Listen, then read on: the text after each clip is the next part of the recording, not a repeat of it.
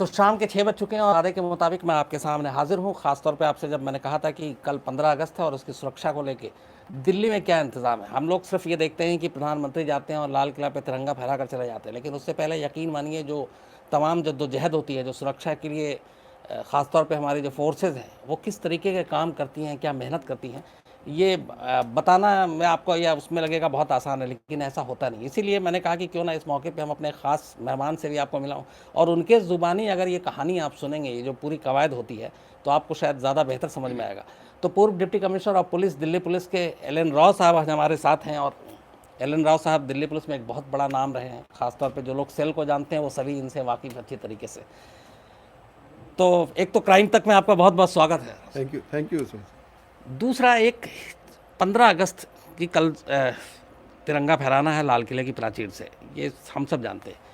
ये जो सुरक्षा को लेके बातें होती है हमेशा, चप्पे चप्पे पे ज़मीन से लेके आसमान तक की निगरानी और निगहबानी होती है। एक्चुअली ये सुरक्षा होता क्या है, एक आम जो लोग हैं वो समझना चाहते हैं। देखिए, आम लोगों की भाषा में मैं अगर बताऊं इसको, तो ये जो नेशनल फेस्टिवल्स हैं 15 अगस्त, 26 जनवरी और दूसरे कोई और त्योहारों के टाइम पे भी बहुत बड़े बड़े त्यौहार होते हैं, उसमें भी सुरक्षा बहुत सीरियसली दिल्ली पुलिस इसका इंतजाम करती है। और उसको करने के लिए कोई एक दिन की तैयारी नहीं है, बहुत पहले से तैयारी होती है। जैसे 15 अगस्त की बात मैं कर रहा हूँ, इसमें लाल किला को बहुत पहले से ही डिसैनिटाइज कर दिया जाता है। यहाँ पे पुलिस फोर्स लग जाती है, रात दिन 24 घंटे तक पुलिस लगी रहती है वहाँ पर, सुबह से शाम तक शिफ्ट वाइज 3 शिफ्ट में ड्यूटी करते हैं, ताकि उस जगह को पूरा क्लियरली ऐसा हो कि कई महीने से पहले, 1 महीने के लगभग इसमें हो जाता है, तो उसको कोई भी कहीं कोई किसी प्रकार का कोई वहाँ पर कोई आतंकवादी, खास तौर से हम इसको आतंकवादियों की दृष्टि से देख रहे हैं। जब पुलिस में भर्ती हुआ था, तब से कुछ साल के बाद से आतंकवाद शुरू हुआ। ये शुरू हुआ 80s के आसपास, और तब से ये जो फेस्टिवल्स हैं, नेशनल फेस्टिवल्स हैं, खास तौर से इस बात को ध्यान में रखते हुए इंतज़ाम किए जाते हैं सुरक्षा के, कि कोई आतंकवादी घटना ना हो जाए। क्योंकि ऐसी जगह पे आतंकवादी घटना होने का मतलब है वहाँ भीड़ होती है, भीड़ के अंदर अगर कोई ब्लास्ट हो गया, खास तौर से ब्लास्ट की बात है, या फिर दूर से कोई गोली चलाने के बाद भी कुछ कर सकते हैं। ऐसी कोई घटना अगर हो जाए तो उससे, उस घटना के अलावा जो कैजुअलिटीज़ होंगी वो भगदड़ से ज़्यादा होंगी।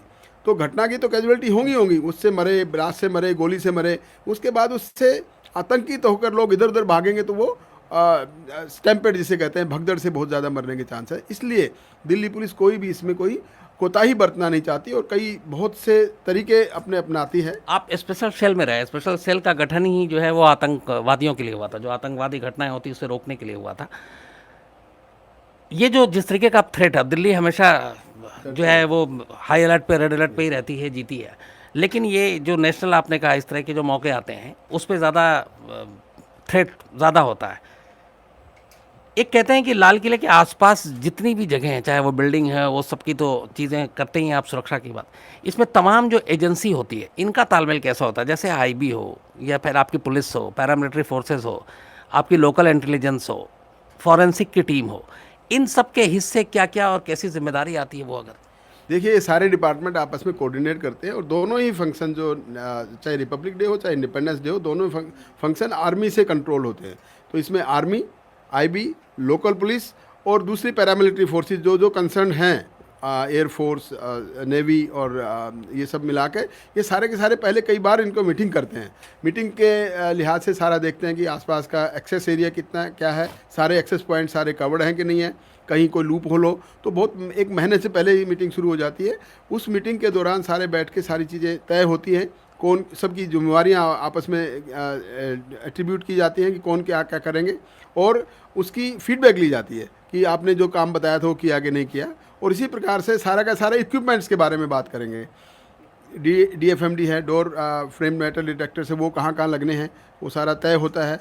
और उसके बाद कहाँ कहाँ सर्चिंग फ्रिस्किंग कहाँ होनी है, VIP एरिया में कितना होना है, बाहर पब्लिक जो है, बाहर जैसे रैम्पेट के सामने जो स्कूली बच्चे आते हैं वहाँ कितना होना है, और साथ में प्रेस एनक्लोजर और आम पब्लिक आने के लिए उधर से कितने जगह से एंट्री पॉइंट्स होंगे। और उन एंट्री पॉइंट्स के साथ साथ वहाँ पे और कोई विजिलेंस करने वाला भी प्लेन क्लॉथ्स में भी होते हैं। ऐसा नहीं कि सारे वर्दी वाले ही होते हैं।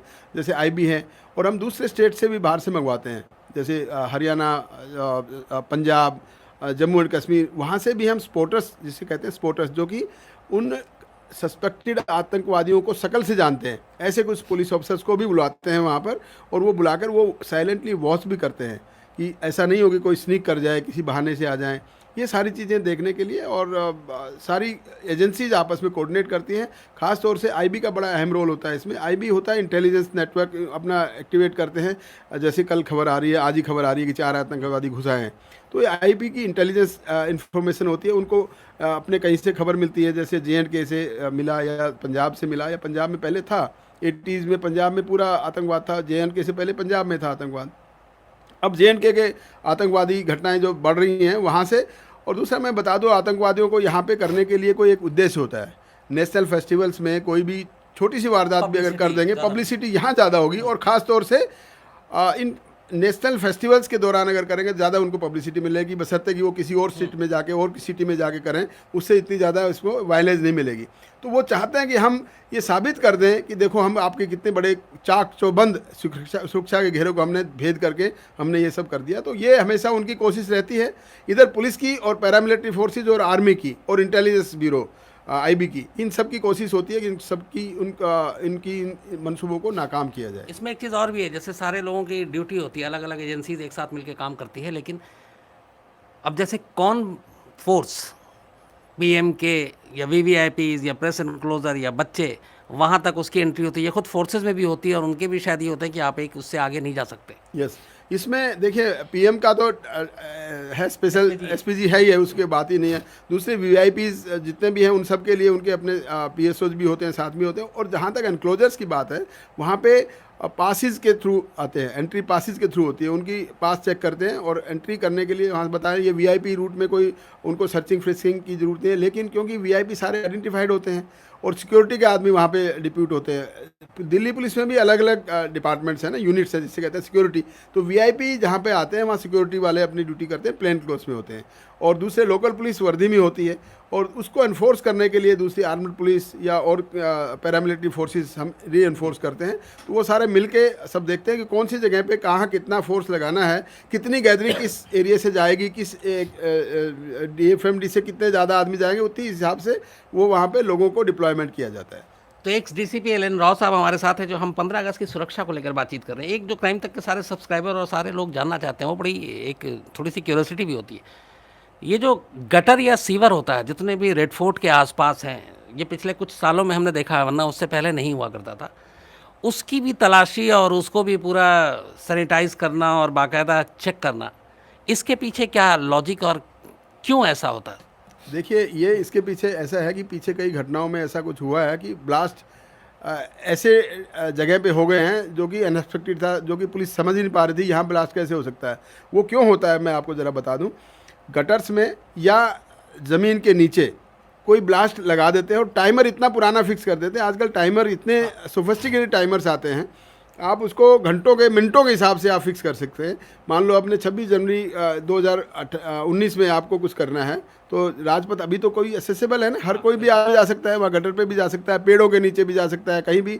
वो कुछ 1-2 फीट नीचे मान लो कोई दबा गए, और उतना आज की डेट में और 26 जनवरी की डेट में जितना दिन और घंटे और टाइम ये अगर तय करके उस टाइमर को फिट करके उस जगह में दबा दिया जाए, तो वो ब्लास्ट उसी टाइम उसी दिन होगा जिस दिन का टाइमर फिक्स किया गया है। तो इन चीज़ों को मद्देनजर रखते हुए ये सब चीज़ें। तो इतनी लंबी बैटरी वर्क करती है टाइमर के हिसाब से, अगर मान लीजिए? नहीं, टाइमर में बैटरी का काम नहीं है। तो फिर टाइमर कैसे? पेंसिल टाइमर होता है, दूसरा एक वो 1 2 3 वाला टाइमर होता है, वो उनका एक अपना इजाद किया हुआ है। बैटरी वाले नहीं रह सकती इतनी देर में। तो वो टाइमर पेंसिल, जिसे टाइमर पेंसिल कहते हैं, वो होती हैं। उसके हिसाब से वो पुरानी 1-1 साल तक की भी वो टाइमिंग फिक्स कर सकते हैं उसमें करने के लिए। और ये सब चीज़ें अवेलेबल हैं। आप जो भी टेररिस्ट एक्टिविटीज़ करते हैं, ट्रेनिंग देते हैं, वो सब ये सब चीज़ सिखाते हैं उनको। और ये सारा टाइमर फिक्स करने के लिए एक स्पेशल ट्रेनिंग जो कई बार हमने पकड़े हैं उग्रवादी, उन्होंने बताया कि हमने पाकिस्तान में ये ट्रेनिंग फिक्स होती है, 15 दिन की ट्रेनिंग होती है, 3 महीने की होती है, 1 महीने की होती है। वो सब अलग अलग ट्रेनिंग का हिस्सा है। कौन सी ट्रेनिंग में क्या चीज़ सिखा रहे हैं, गोली चलाना इसी की सिखा रहे हैं, AK-47 को खोलना, असेंबल करना, ये सब चीज़ें वो ट्रेंड होते हैं। वो आके करने की नीयत से ये करते हैं। और पुलिस ये सब चीज़ें ऐसे इक्विपमेंट्स है पुलिस के पास कि 1-1, 2-2 फीट, 3-3 फीट तक भी अगर ऐसा कोई मेटल डिटेक्टर से या ऐसा कोई एक्सप्लोसिव अगर दबा हुआ है तो उससे उसको चेक करते हैं और एक एक इंच इंच तक का ये जगह को चेक किया जाता है। ऐसा नहीं है कि कोई जमीन के नीचे गटर भी और जमीन के ऊपर पेड़ों को भी। पेड़ों को भी, क्यों कि कहीं भी कुछ वो अगर प्लांट कर सकते हैं, उन दिनों पे प्लांट कर सकते हैं जिन दिनों में सिक्योरिटी नहीं होती है। जैसे 15 अगस्त और 26 जनवरी में, 26 जनवरी 2 महीने पहले शुरू हो जाएगी, 15 अगस्त में भी 1-1.5 महीने पहले शुरू हो जाती है। उन 2 महीने या 1.5 महीने से पहले कोई अगर प्लान कर ले ये सारा काम, तो वो उसको डिटेक्ट करने के लिए इसलिए उसके पूरे चप्पे चप्पे पूरे को खंगालना पड़ता है। चप्पे छाने पड़ते एक सवाल और है राव साहब यहाँ की, हमेशा 15 अगस्त 26 जनवरी से कुछ दिन पहले, जैसे आज आपने ही बताया अभी, और वो है कि जैश के 4 आतंकवादी जो है वो दिल्ली में घुस चुके हैं। ये इन्हीं मौके पे इस तरह की खबरें सामने क्यों आती हैं? इसके 2 वजह बताता हूँ मैं आपको, टू बी वेरी फ्रैंक मैं 2 वजह बताता हूँ। एक खबर होती है जेन्युइन कि आएंगे, पक्का खबर है। एक होती है गैस वर्क, हो सकता है आ जाए, आ गए तो पकड़ लिया, देखो हमने खबर दी थी तो पकड़ लिया, नहीं आए तो देखो हमने बता दिया था, इसलिए सब अलर्ट इतने ज़्यादा हो गए थे कि वो आना चाहते थे लेकिन वो नहीं आ पाए। तो ये वजह होती है, और एक प्रकार से अलर्टनेस बढ़ जाए, इससे सीरियसनेस बढ़ जाए, इसलिए ये खबरें आती हैं कभी कभी। लेकिन गेस करने से कि गेस कर रहे हैं उससे लोग तो पैनिक हो जाते हैं ना। लोगों को पैनिक होने से कोई मतलब नहीं, हम लोगों को पैनिक नहीं करना चाहते ना। लोग तो पैनिक हो जाते हैं, अगर जैसे मुझे पता चले कि मेरे शहर में 4 आतंकवादी घूम रहे हैं तो मैं भी डरूंगा थोड़ा। नहीं, डरने की बजाय लोगों को अलर्टनेस हो जाती है, लोग ज़्यादा चाक चौबंद हो जाते हैं, ज़्यादा अलर्ट हो जाते हैं कि हाँ यार ऐसा नहीं। अब जैसे कोई बातें हम सिक्योरिटी मेजर्स हैं, सिक्योरिटी के कैसे बचने हैं उसके तरीके हम बताते हैं, पब्लिक को भी रिक्वेस्ट करते हैं कि कोई अनजान चीज़ को ना छेड़ें। और अनजान चीज़ क्या, किसी भी प्रकार के किसी भी चीज़ में, जैसे आजकल तो खिलौनों में भी बम ब्लास्ट हो रहे हैं, बम प्लांट करके दे रहे हैं, खिलौनों में, टिफ़िन में, और किसी साइकिल में या स्कूटर की डिक्की में या कार में, किसी प्रकार से भी रख सकते हैं। तो आम पब्लिक को ऐसा बताने से ये है कि वो जो अलर्टनेस हम हर जगह मार्केट्स में भी करते हैं, एडवर्टाइजमेंट्स में भी जाता है। आप देख रहे होंगे आजकल एडवर्टाइजमेंट बढ़ जाती हैं, रेडियो पे भी, टीवी पे भी कोई अनजान व्यक्ति मिले या सस्पेक्टेड आदमी, उसके बारे में तुरंत बताएं, या कोई ऐसी नावारिस चीज़ आपको पता लगे तो आप तुरंत बताएं।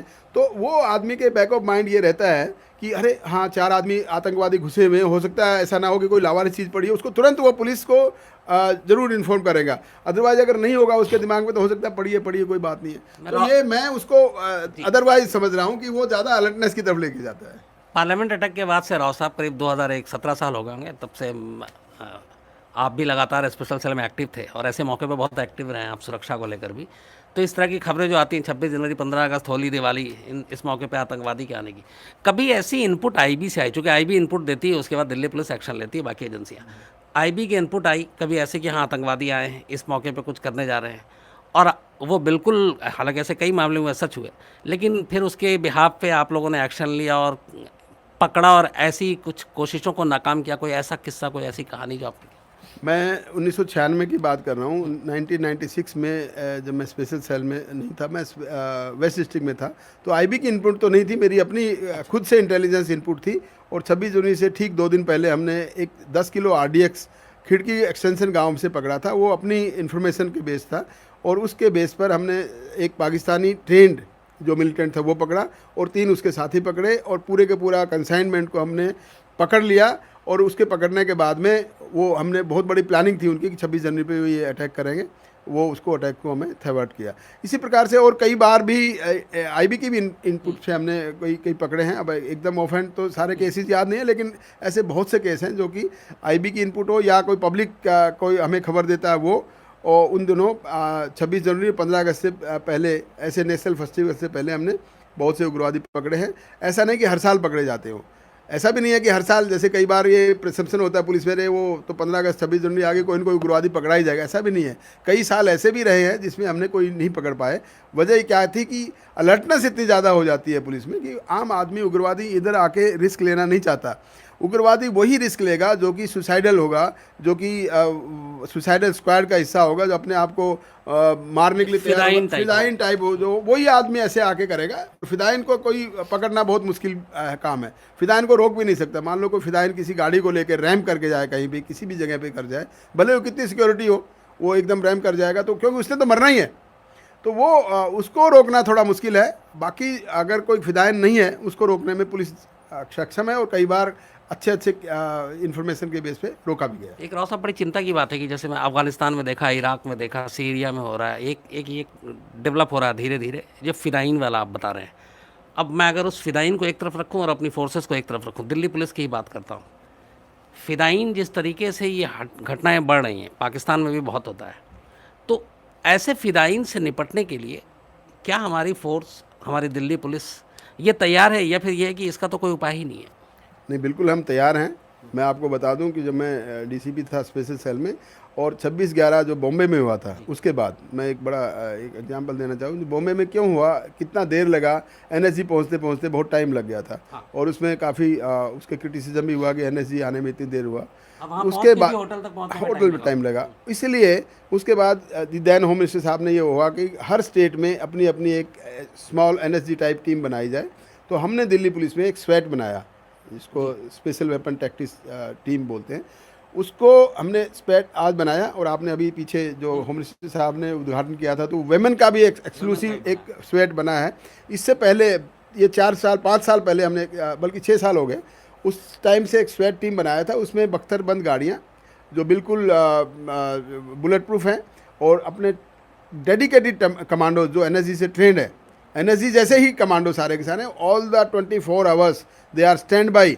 और विद इन मिनट्स दिल्ली में कोई ऐसी घटना हो जाए तो वो एनएसजी की वेट नहीं करेंगे, वो तुरंत एज एनएसजी वो काम करके उस घटना को तुरंत कंट्रोल करने के लिए सक्षम है। उनके पास लेटेस्ट वेपन्स हैं, उनके पास अच्छी गाड़ियां हैं, बुलेट प्रूफ जैकेट्स हैं, हेलमेट्स हैं, तो वो किसी भी फिदायन अटैक को कंट्रोल करने में, उसको कर्टेल करने में सक्षम है। इसके अलावा अगर मैं बात करूं, अब जिस तरीके से आतंकवादियों के पास लेटेस्ट वेपन है, आरडीएक्स से लेके आपने टाइमर का जिक्र किया, इतना एडवांस है सब कुछ, उस हिसाब से हमारी फोर्स इतना ज़्यादा एडवांस है, या हमें लगता है कि अभी भी हमारा जो पुलिस लॉ और पुलिस के जो वो चल रहा है पुराना, और बजट से लेके जो तमाम दिक्कतें होती हैं, वो दिक्कतें अभी भी हैं? देखिए, पुलिस में दिक्कतें तो हमेशा रही हैं, स्टाफ की कमी, इक्विपमेंट्स की कमी और ये सब कमियां रहती हैं। लेकिन ख़ास तौर से मैं आपको बता दूं, Delhi police terrorism, anti terrorism के लिए बहुत ज़्यादा सजग है। और एंटी टेररिज्म के लिए कोई किसी प्रकार के फंड के लिए कोई रोकता भी नहीं है। जो हम इक्विपमेंट्स लिए जा रहे हैं मिलते हैं। और हम नो डाउट इसमें वो नहीं है कि हर चीज़ R&D चलता रहता है, रिसर्च एंड डेवलपमेंट का काम R&D चलता रहता है। R&D में ये है कि नई नई चीज़ें आती रहती हैं, तो उग्रवादी भी नई चीज़ें लेते हैं, तो हम भी नई चीज़ों के लिए खोज करते रहते हैं, कौन सी नई चीज़ जैसे आ गई है, तो वो सब चीज़ें देखते रहते हैं और उसको हम अपने आप में इम्प्लीमेंट करते हैं, अपने फोर्स में उसको लागू करने की कोशिश करते हैं। क्योंकि उग्रवादी के लिहाज से कोई रिस्क लेना नहीं चाहता और ना लेना चाहिए, क्योंकि ये एक बहुत बड़े बदनामी वाली बात है दिल्ली पुलिस के लिए अगर हम किसी उग्रवादी घटना को रोकने में सक्षम नहीं हुए, और इस वजह से ना हो कि हमारे पास इक्विपमेंट नहीं है, तो ये बहुत बड़ा क्रिटिसिज्म की बात होगी। इसलिए दिल्ली पुलिस बहुत ही सजग है लेटेस्ट इक्विपमेंट्स के लिए और पता लगाते रहते हैं। जैसे उग्रवादी बहुत ज़्यादा एडवांस अपने आप को समझते हैं, लेकिन हम भी, दिल्ली पुलिस भी उनसे कम एडवांस नहीं है, और हमारे पास भी latest equipments, latest know how, latest R&D करते करते हम अपना सक्षम है इसको सुरक्षा को चाक चौबंद रखने के लिए। दर्शकों को बता दूं कि एल.एन. राव साहब जो हैं, स्पेशल सेल दिल्ली पुलिस की सबसे अग्रणी एक वो है जो आतंकवाद के खिलाफ लड़ती है, और इनके नेटवर्क बहुत सॉलिड थे। किस्सा आपने सुना ही 10 किलो आरडीएक्स के साथ कैसे पाकिस्तानी आतंकवादी को पकड़ा, और वाकई स्पेशल सेल की कामयाबी के पीछे नेटवर्क है जो राव साहब जैसे लोगों की देन थी। तो सुरक्षा के हिसाब से हमने पूरी बात की, और कल 15 अगस्त है, आप सभी को 15 अगस्त की बधाई। और मैं आपका बहुत धन्यवाद करूंगा, और राव साहब और एक आपसे गुजारिश भी करूंगा कि ये चूँकि एक क्राइम तक एक नया, जो खबरें हम डिटेल से टीवी पर नहीं दिखा सकते, यहाँ पर डिटेल में सारी बातें करते हैं। तो एक तो ये कि मैं आपको वक्त पर इसमें बुलाऊंगा, क्योंकि इसके साथ बहुत सारे लोग जुड़े हुए हैं, और आपसे ये भी कहूँगा कि आप आएँ और अपनी जो कहानियाँ हैं वो ज़रूर सुनाएं। जरूर, मैं अपना ख्याल रखेंगे। और मैं भी आपके चैनल के माध्यम से सभी भारतवासियों को आने वाले 72वें स्वतंत्रता दिवस की बहुत बहुत शुभकामनाएं देता हूं, और साथ साथ मैं अपील भी करता हूं कि सजग रहें, अलर्ट रहें, अपने आसपास देखें, और कोई भी ऐसी कोई संदिग्ध वस्तु या संदिग्ध आदमी आपको कोई भी नज़र आए, पता लगे, तो उसके बारे में तुरंत पुलिस को सूचना करें, क्योंकि आपके सुरक्षित सोच से ही आप सुरक्षित रह सकते हैं। लगे हाथ एक अपील और भी कर दीजिए कि यूट्यूब पर क्राइम तक ज़रूर सब्सक्राइब करें। यूट्यूब और क्राइम तक इसको ज़रूर सब्सक्राइब करें, क्योंकि ये इसमें बहुत अच्छी अच्छी बातें आपके काम की बातें या आम एक इम्पोर्टेंस की बातें बताई जाती हैं। तो मेरी रिक्वेस्ट है कि आप ज़रूर इसमें सब्सक्राइब करें और इस प्रोग्राम को ज़रूर देखें। Thank you very much. फिर मुलाकात होगी और 15 अगस्त की आप सभी को बहुत बहुत बधाई।